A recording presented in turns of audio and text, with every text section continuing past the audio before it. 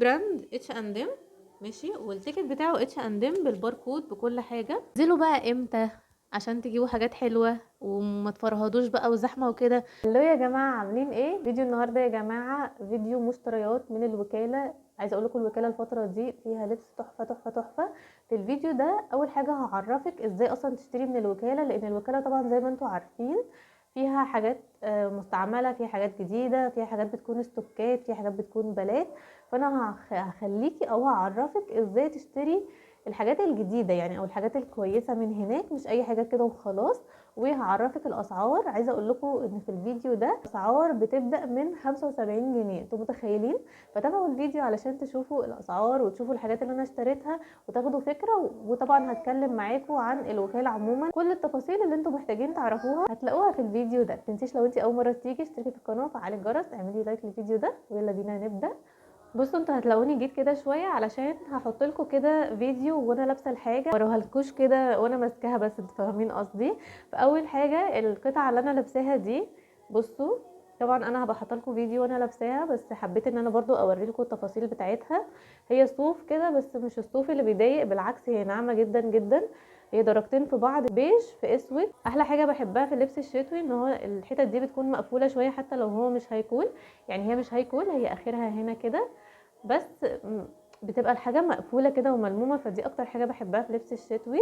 وزي ما قلت لكم هي خامتها صوف، بس مش مضايقاني خالص، بالعكس حاساه مريح كده وناعم كده وجميل قوي على اللبس. ومشكلته بس معايا ان هو قصير شويه، ف او معظم اصلا الحاجات اللي انا هوريها لكم محتاجه شميس تحتها علشان تظبط يعني شكل الفيت بتاعه، لان انا ما بحبش حاجات القصيره. ازيكم يا جماعه؟ طلب اخوي ان انتوا بعد ما نخلص الفيديو ده تكتبوا لي في الكومنتات اختاروا معايا قطعه. يعني انا عايزه اختار قطعه ان انا انزل بيها اول يوم العيد. وانا عارفه ان انا اللبس ده شتوي، المفروض ان احنا للعيد نجيب صيفي، بس لحد دلوقتي احنا مش عارفين درجات الحراره عماله تطلع وتنزل. فانا قلت ان انا اامن نفسي احسن بان انا اجيب حاجه شتوي، ولو الجو حرر هتصرف باي حاجه من عندي. لكن لو الجو شتاء حبيت ان انا يكون عندي شتوي. دلوقتي هوريكم تاني قطعه. اللون بتاعها اصفر كناري كده فاتح، وهي رقبتها اللي هي بتكون مش طويله قوي، نص كده شويه، وطوله برضو قصير، مش طويل قوي يعني زي ما انا كنت عايزه برضو، بس هو عجبني فقلت خلاص اي حاجه قصيره هنظبطها بشميز زي ما قلت لكم. مشكلته بقى معايا ان هو طلع خشن شويه كده في اللبس يعني، وانتوا لابسينه عارفين الصوف اللي هو مش مريح، اللي هو بيشوك كده شويه. فاكتر حاجه مضايقاني ان انا لازم البس تحته حاجه برقبه، لان رقبته موتتني يعني، وانا لابسه حاجه من غير رقبه تحته بيشوك جدا جدا. فانا مش عارفه مع الغسيل هيبقى ايه وكده. انا جايبه من ده اكس اكس سمول، وعايزه اقول لكم ان هو مقاسه يعني انا شايفاه الفيت بتاعه حلو عليا. فانتوا برضو حته المقاسات دي تخلوا بالكم منها، لان مش دايما انت لو بتلبسي مثلا ميديوم تلبسي لارج، ممكن القطعه مقاسها نفسه بيكون كبير فتحتاجي منها الصغير، او العكس ممكن القطعه تكون صغيره شويه في المقاس فتحتاجي ان انت تجيبي منها حاجه كبيره. بس برضو المقاسات مهمه ان انت تشوفيها، لكن برضو ان انت تقيسي القطعه او ان انت تشوفي شكلها كده احسن من المقاس بالنسبه لي. يعني انا بروح بعمل كده بصراحه. تاني قطعه او تالت قطعه، بصوا هما هتحسوا القطعة معظمها شكلها بيزك شوية، والواناتها كده اللي هي الهادية، النود، البيج، اصفر كناري، بيج في اسود. حاسة ان انا كنت مايلة اكتر ان انا انقي حاجات تليق على كل الوقت، مش ان هي موضة كده وقت معين والموضة دي تروح، وفي نفس الوقت تبقى لايقة مع لون بشرتي، انتوا فاهمين قصدي. ف وخصوصا ان انا ما عنديش الوانات بيزك كتير يعني. بصوا ده رقبته كده تحسوا ان هو منه فيه كده شويه، وبرده اللي هي قصيره مش طويله قوي، وكمه عامل كده مفهوش تفاصيل كتير.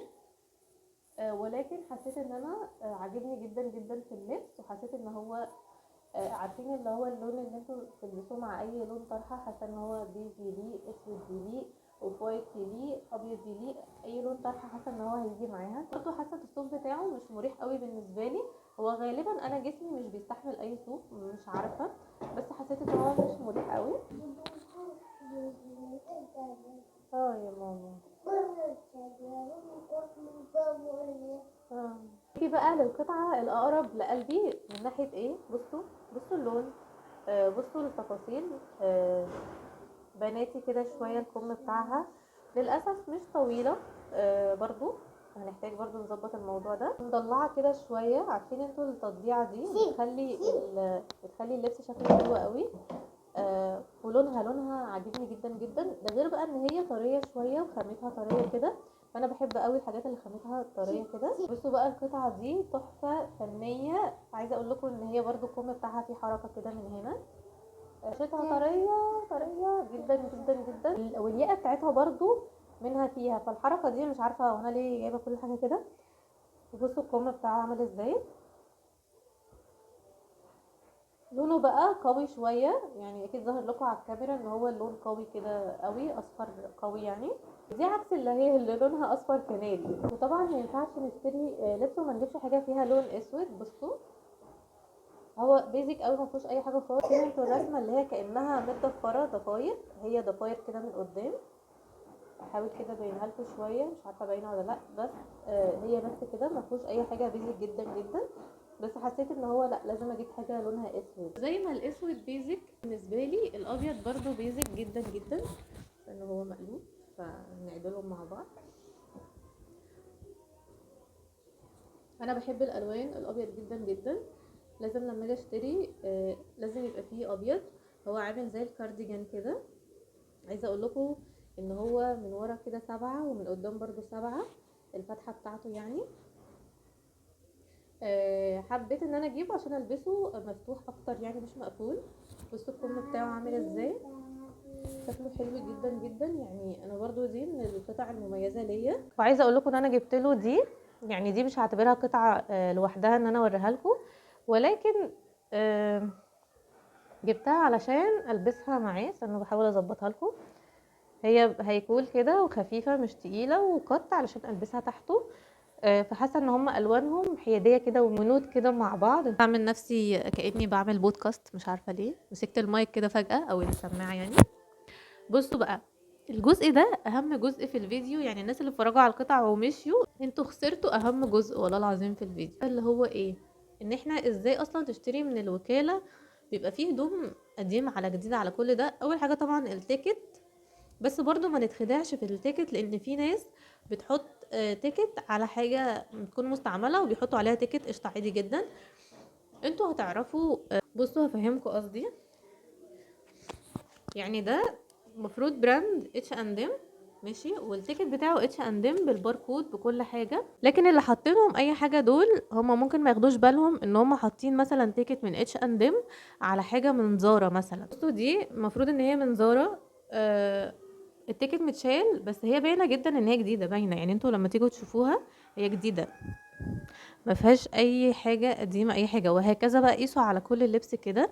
المقاسات زي ما قلت لكم لازم تجربوا، حاولوا يعني ان انتوا تخشوا محل يكون ينفع يتجرب. اوقات المقاسات بتكون خداعه شويه. اقول لكم يا جماعه الاسعار هناك تحفه تحفه تحفه. انزلوا هاتوا اللبس وشيلوه للشتا الجاي، مش تخسروا حاجه. الاسعار يا جماعه، انا الحاجات اللي انا جايباها من اول 75 جنيه، الحاجات اللي انا جايباها دي لحد 450 جنيه. فانتوا في المتوسط ده هتلاقوا حاجات ب100، هتلاقوا حاجات ب150 200 لحد 450. في محلات كانت بتستعبط شويه بتبيع ب500 و550، بس ملناش دعوه بيهم. عايزه اقول لكم ان انتوا لو دورتوا حلو كده شويه هتلاقوا حاجات ب50 جنيه. والله نزلوا بقى امتى عشان تجيبوا حاجات حلوه وما تفرهدوش بقى وزحمه وكده؟ معلش اتعبوا وانزلوا قبل الفطار. انا لما كنت بنزل قبل الفطار. الناس ما بتبقاش قادره تروح قبل الفطار، فانتوا هتلاقوا ان الدنيا مش زحمه قوي قبل الفطار، بعد هيبقى زحمه شويه، فخليكوا قبل احسن. اهم حاجه بعد ما تجيبوا اللبس تعملوها هي ايه؟ ان انتوا لازم تغسلوا اللبس مهما كان هو جديد، مهما كان ما فيهوش حاجه، مهما كان نضيف وكل حاجه انا عارفه. بس طبعا الحاجه بتكون معروضه على الاستندات، ممكن تقعد يوم يومين، طبعا انتوا مش عارفين هي جايه منين راحت فين كده. اغسلوها كده غسله خفيفه كده من غير ما تبوظوا الدنيا، علشان بس ايه تحسوا ان انتم مرتاحين يعني. وبس كده يا بنات، ده كان فيديو النهارده. يا رب الفيديو يكون عجبكم. لو انت اول مره تيجي متنسيش تشتركي في القناه وتفعلي الجرس، اعملي لايك للفيديو ده، وما تنسوش تختاروا لي في الكومنتات احلى قطعه عجبتكم ايه عشان هلبسها على ذوقكم انتوا. اشوفكم في الفيديو الجاي على خير. باي.